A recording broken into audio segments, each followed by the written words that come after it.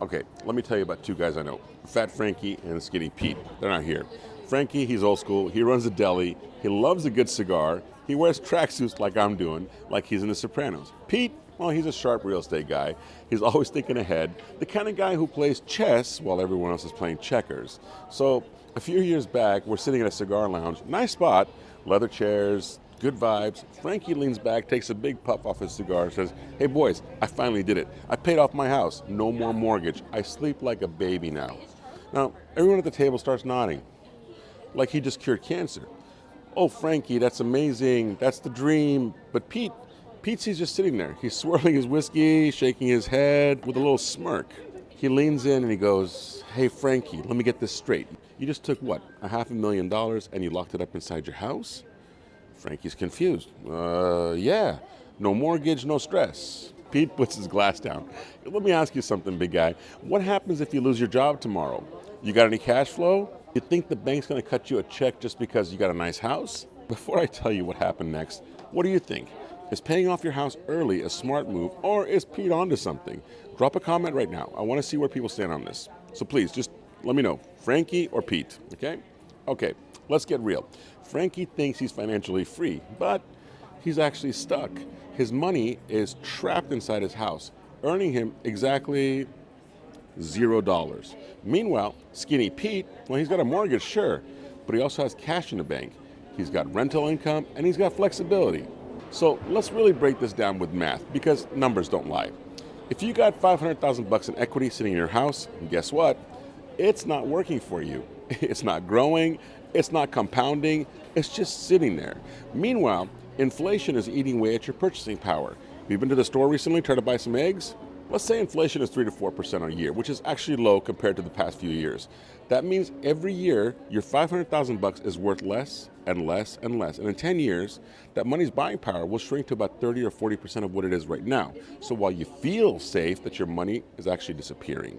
Meanwhile, if Pete took that same 500,000 bucks and put 20% down on 5 properties and rented them out, now he's got tenants paying his mortgage and he's making passive income every single month. Now I get it. Some of you are thinking, but I just want peace of mind. I don't want a mortgage hanging over my head. I hear you, but here's the thing.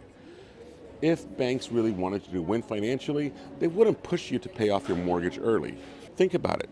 Banks love guys like Frankie because they get their money back fast and then they lend it out again and again and they make more and more money. So if a 30-year loan was really worse for them, why wouldn't they push a 50-year or 100-year mortgages? Because it's not about what's best for you, it's about what makes them richer. And let me hit you with another question.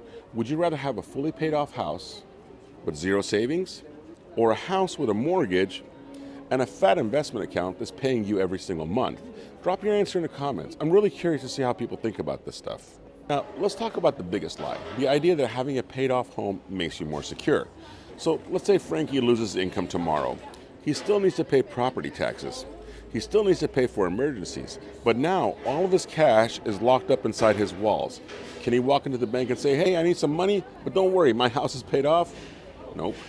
The bank doesn't care. They tell him to take out a loan, and guess what? Now he's borrowing at whatever rate they want to charge him. Meanwhile, Pete, well, he's got an extra 100,000 bucks sitting in a liquid account. He's got an ADU in his backyard, renting to some tech bro for 2,500 bucks a month. Even if he loses his job, his assets are still paying him every single month. That's the difference between being debt-free and being financially free. So let's talk about what you should do instead. Let's say you got a $500,000 house and you're thinking of paying it off. Well, here's a smarter move.